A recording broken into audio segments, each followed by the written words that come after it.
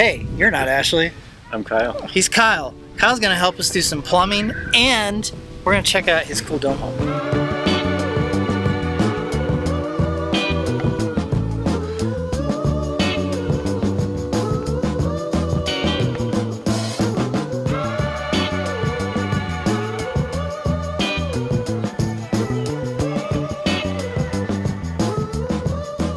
I've got good news and I've got bad news. The good news is our friend is on his way to help us plumb stuff. The bad news is when we set stuff out last night, one of those trenches was just not at a 45-degree angle. It's not even close. So I might have to do a little more surgery on this trench before he gets here. Let's go.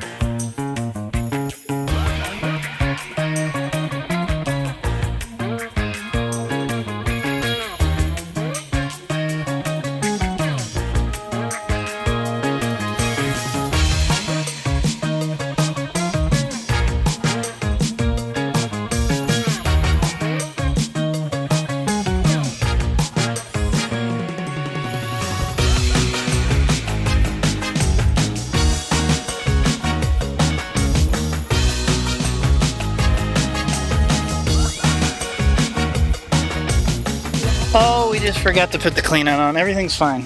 It's okay.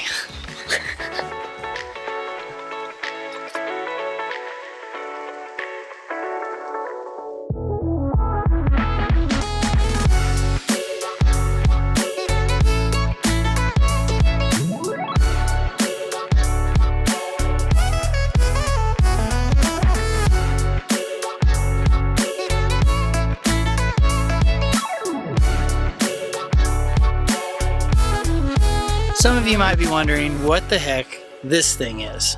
Well, after we did the rainwater catchment on the Airstream cover, we had so much trouble getting those big 4-inch pipes to slide into the fittings at just the right angle.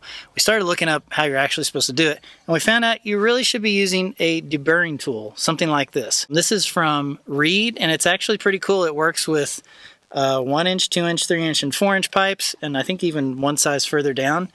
Has a little tiny razor blade on it that you can replace, which is nice. And so you just put the pipe in there and you turn the pipe, and that razor blade will cut a beveled edge off of the end of that pipe all the way around. So that does a couple of things. The first is that it allows you to dry fit and push it all the way in without it getting stuck. And second, it makes sure that when you are gluing, the edge of the pipe doesn't just scrape all that glue off and push it into the coupling or whatever fitting you're doing. That way it will allow that glue to get stuck in that little beveled edge and make a nice watertight seal.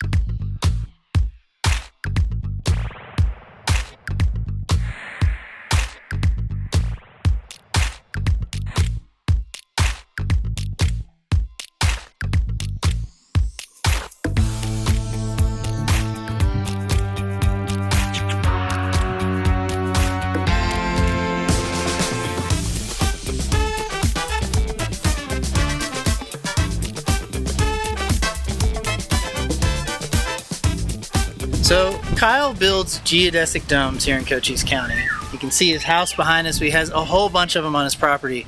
But tell me a little bit how these work. Like, how do you build these? Where did you come up with this? Like, how did you get here? I've been building frames, and I wanted to turn it into a house. And the best way I found to do that was spray foam. Okay. So you built the metal frame and then you spray foam the whole thing. Yeah, so it's essentially a steel skeleton. We cover it with a fabric or a shrink wrap plastic, and then spray the foam to that. So you design these domes. So I mean, how do you come up with that? You like calculate it somehow? Like how do you figure out where all the bars go? Yeah, it's essentially a really complex icosahedron, and varying complexities of the icosahedron. Okay, all right. And you have a special tool that stamps it. Buy the pipe, cut it to size, stamp it, bolt it together. Yeah. So do you install them or do you just like hand off kits to people? You do both? Both. Okay. Yep. All right. The children are playing. Everything's fine. Everything's fine. I specifically told them to be quiet. That's fine. So this is quiet. This is their quiet. So you have a bunch of domes here on your property. I want to walk around with you and have you sort of show us the different ways you've approached this, because you can use these things a whole lot of different ways.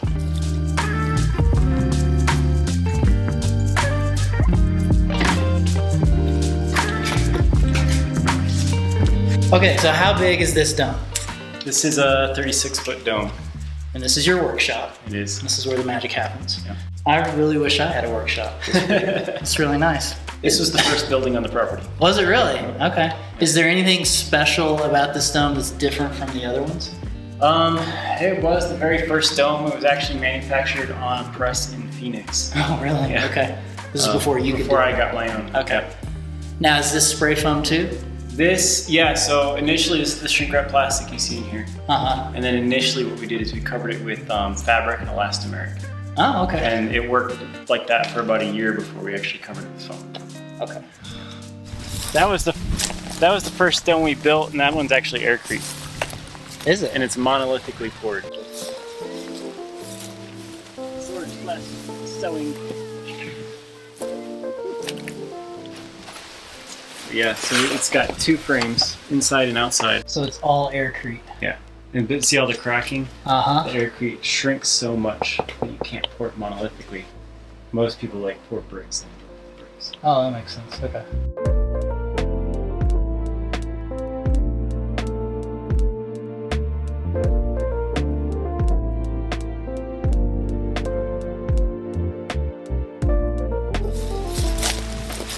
Okay, this might be my favorite one. This little, what do you call this? A wading pond? Dome Zebo. A dome zebo. So you were telling me that this one is unique because it has all these like open areas, and you had to design a bunch of additional structure so that it actually holds itself upright. Yeah, so it contacts the ground at 5 points, and we put a bunch of trussing in it to make it still rigid and strong. So that way you can hang these chairs here, and it's plenty strong. Yep. You want one? I would like one. Yes, I want one.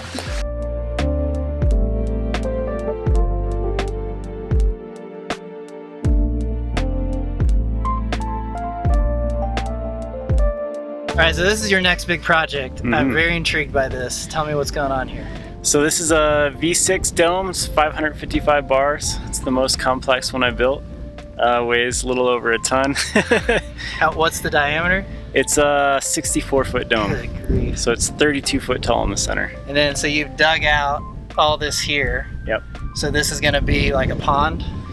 Well, so a portion of it's going to be a pond, about a third of it. Okay. It's going to be an aquaponic greenhouse, so we'll have 2/3 of it regular ground growing, and the other third will be up to 3 floors high of aquaponics.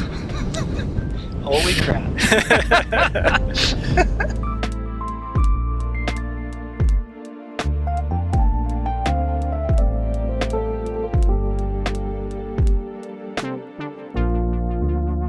Okay, so I love that, like us, you did all these experiments. Yeah. You tried all these different ways of covering the domes, then insulating the domes, and so the house is kind of like your final version. Well, probably not your final, Not quite, yeah. But it's where you ended up with your house. So show us how you finished this house and how it's different from the other ones. So this is exterior grade foam.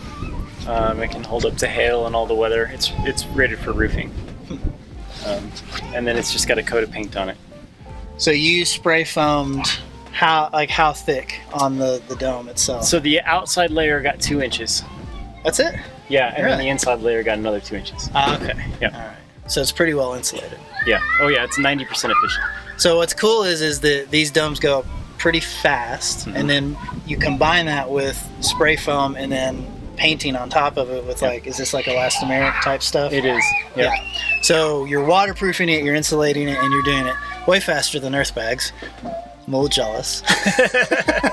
Okay, so if you were gonna, and we'll go inside in a minute, but if you were gonna rebuild a house that's this size, how quickly do you think you would be able to do it? Finishing out the whole inside and everything, 3 to 4 months.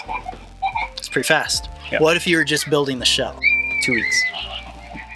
Or less. To have the structure built and spray foamed in 2 weeks? Yeah, the outside could get built and spray foamed in 2 weeks. That includes all the windows and doors and everything. Yeah. That wouldn't include all the electrical and plumbing. And, Sure, yeah. And then, but you put all that in before you can spray the inside foam. Yeah. So what's cool about this is, because I know there's a lot of people that move out here and they need shelter quick. Like, this is a great way to get up shelter, like unique, very cool shelter that's also insulated and should hold up to the elements, which is, it's a good deal. So every inch of this foam is 7 R value, and then it's 50% more efficient than the R value of fiberglass. Okay. So it'd be 2 inches is equal to 21 fiberglass. Jeez. Yeah, so it holds its temperature well. Yeah. Okay, let's go inside.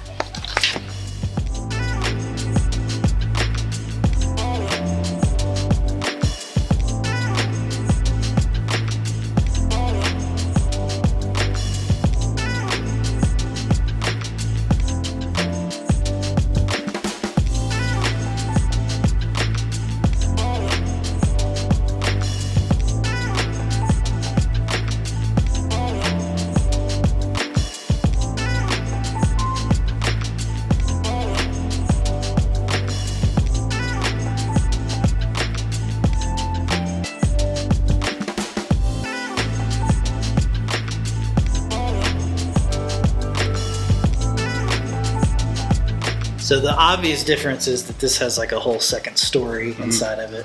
How did you build and attach that to the actual dome itself? So we didn't really. Okay. It's actually all freestanding. You can see the post and beam all the way around. Okay. And then essentially when we foam it, it locks it all in place. Smart. All right, so how many square feet are we talking? All in all, 1,700 with this small dome in the second floor. And how big is the whole dome? So this dome is 36, which 36. is the ground floor is 1,000 square foot. Wow. And then the shop was a half dome. This is a 5/8 dome, so it's taller, and that's why we can put a second floor. Okay.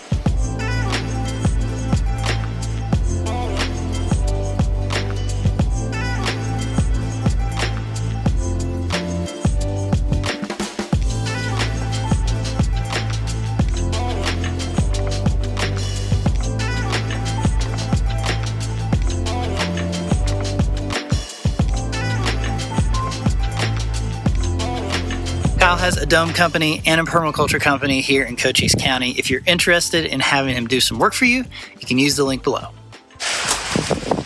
Hasn't rained for so long, and of course it's the day that we're doing plumbing. So, taking a break, having some lunch, waiting out the rain.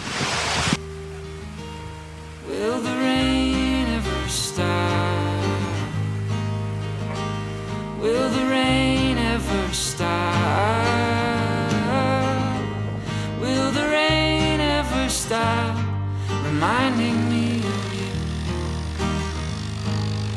Orange Avenue.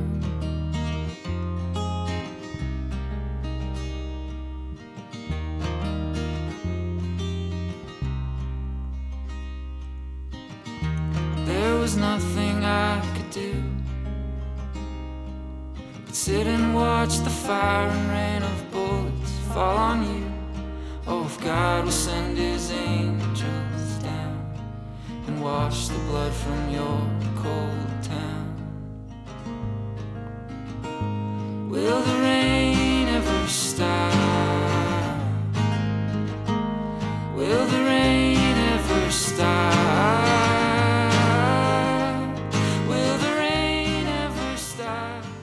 seen us slide a few of these well casings on. You may remember we got them a couple of days ago.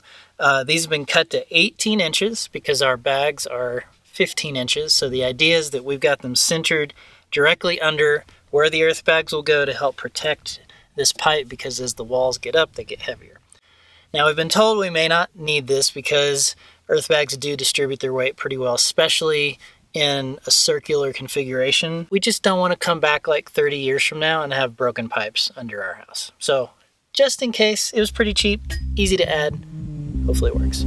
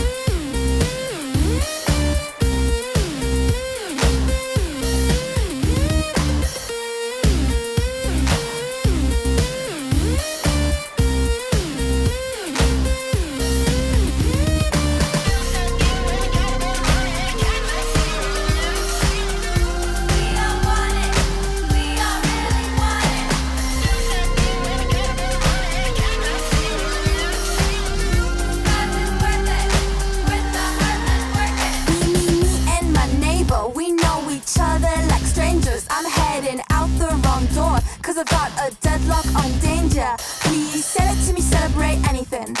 All caught up chasing the adrenaline. I get a kick from the spike of your eyes in the dark, and the risk is a dangerous feeling. I've been waiting for so long, and this time it's no dream. I've been waiting for so long, and this time I've no heed. Please don't ask me why, 'cause I've got no good reasons. Don't you love, love, love the lies and lesions? We'll never go back home. Lock the door, laugh, lock it for no reason. We'll never go back home. I can't explain how I gave it up in vain, but now it's too late for pretending.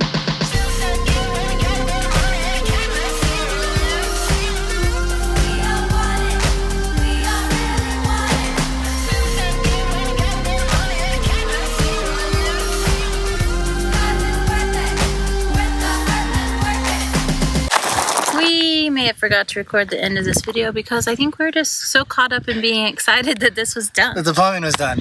So listen, we just gotta give a shout out to Kyle. Thank you so much for coming over and helping with this. I mean, we designed the plumbing and we had all the fittings and the parts, and we had it cut out. We had all the slope and everything ready to go, but we were not comfortable gluing it all together. It was really nice to see somebody who has done this before and see the process of the order of the plumbing and how to make sure everything goes together right.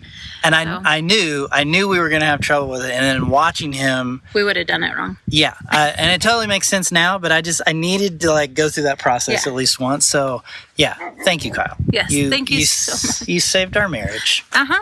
You did. And we're forever appreciative. So I guess from here on out, we got to do some leak tests, and then we get to start filling this back in, and we're on the path towards bagging. Oh, we are getting closer and closer every day. So I just want to start laying earth bags. I know. We'll get there. Okay. All right. Thanks for watching, and thank you again, Kyle, for your help. We'll see you next time.